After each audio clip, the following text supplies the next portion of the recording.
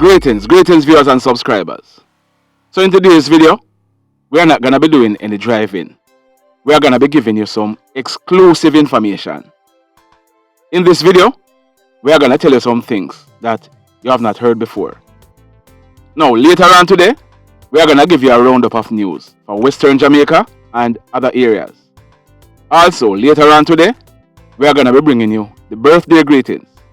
You are going to want to stand by for those. 9-year-old Gabriel King. He was killed by somebody. He did not take his own life. We know that this video is probably going to be one of the most scrutinized videos we have ever done. We know that you're going to have some lawyers combing through and trying to find something that they're going to consider either libelous or slanderous. So, we thought long and hard before we sit down to do this video. Now let me go back from the beginning. And we are going to tell you where we are now, because there was an article in the newspaper, the Jamaica Observer, and DCP Bailey said some things. We are going to tell you what DCP Bailey said, and also we are going to tell you what he didn't say. Now, the allegations as reported to the police are that on Thursday, January 13th, 2022, in the morning before midday, Mrs. Amoy Leon ISSA, she was driving a 2021 RDQ7 motorcar. Her son, Gabriel King, 9 years old, he was sitting in the rear passenger seat of the same motorcar.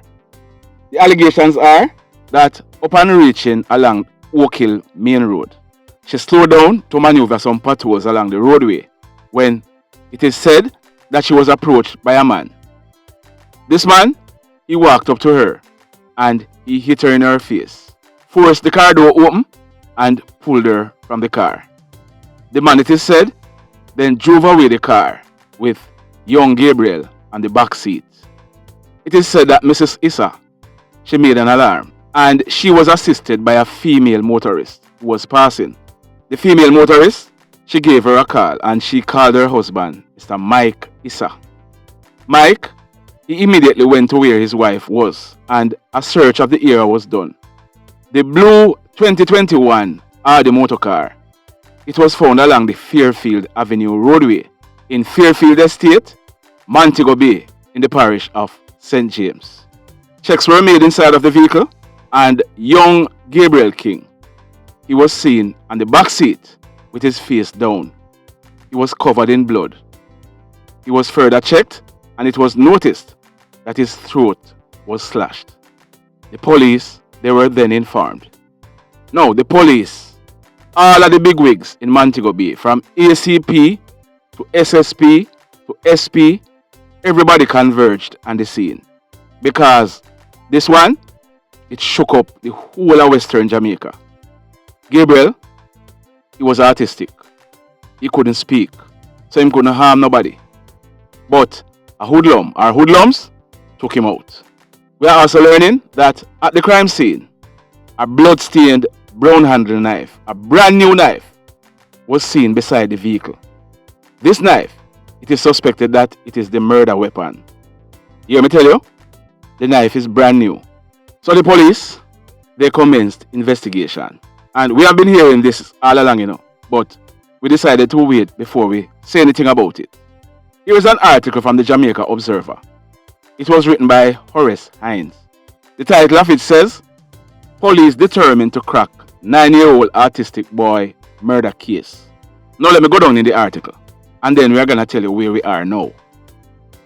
Despite being confronted by unexpected obstacles in their probe into the grisly murder of 9-year-old boy Gabriel King, after hoodlums dragged his mother out of her car and took a main road in St. James last week and drove away, the police are adamant they will crack the case.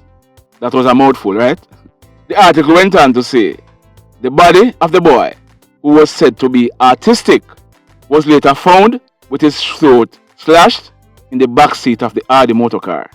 Now, let me quote what DCP Bailey is saying in this article. The investigation is ongoing and we are going to ensure that we get to the bottom of it. That is a quote from Deputy Commissioner of Police, Bailey. He's in charge of crime in the JCF. DCP Bailey, who was providing an update of the police probe into the matter, revealed that investigators have met up with resistance in their probe. He, however, did not disclose the nature of the resistance. DCP Bailey, he went on to say, the matter is being investigated. I know the officers are coming up against some resistance. It is proving to be difficult in terms of some of the things you expect to have been normal. The police have been doing some extraordinary things to get the support they need. Now, DCP Bailey is being the professional he is and is not saying much, but we are going to tell you what DCP Bailey is talking about. Just stand by. So we carried this story 1 week ago, Saturday, January 15th, 2022.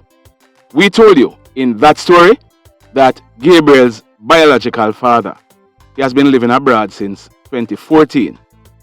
We are not sure what role he played in young Gabriel's life, but we can't find a motive as to why the biological father would want young Gabriel out of the way.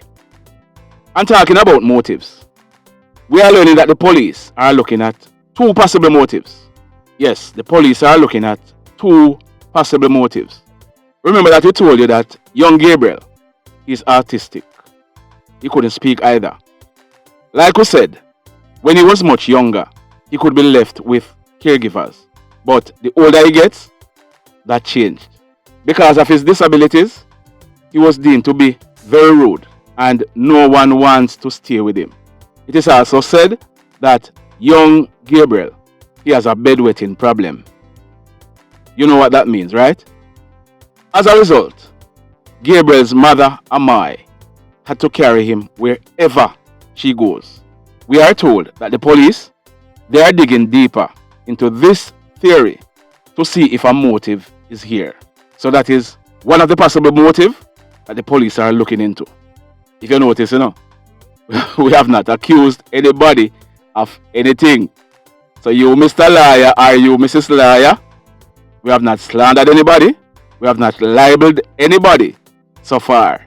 Now, what we are going to say next is very, very interesting. We are going to give you some exclusive details. We are learning that either in late December or early January, January this year, we are still in January, Mr. Mike ISSA, Gabriel's stepfather, he went to the Montego Bay Freeport police station and he made a report. He reported that he had gone to Starbucks in Montego Bay and his licensed firearm was stolen from his vehicle. As a result, the police commenced an investigation into the matter. Now, what we are learning is that days later, Mr. Mike ISSA allegedly called the Freeport police station and he told them that the gun that was stolen was returned. That is the information that we are getting. We are also being told that the police, they instructed Mr. ISSA to carry the gun to the police because this was an active investigation. Plus, the police needed the gun to be sent to the lab for it to be tested as to whether or not it was used in the commission of any crime. We are also learning that Mr. ISSA, he did not follow the police instructions. So on the night of January 13th, 2022, the same day that Gabriel was killed, the police arrested and charged Mr. Mike ISSA. You might have heard that he was arrested the same night. The rumor was that he was arrested in relation to young Gabriel, but no, he was not arrested in relation to that. He was charged for, well, I'm not sure exactly what he was charged for, but it's something to do with him failing to hand over the firearm for inspection to the police. Now, whilst Mike was at the station, it is alleged that he was in possession of the weapon. This is the allegation. And it is also alleged that when he realized that the police were going to question him about the same weapon, he handed it over to someone. Because when the police asked him for it, he did not have it.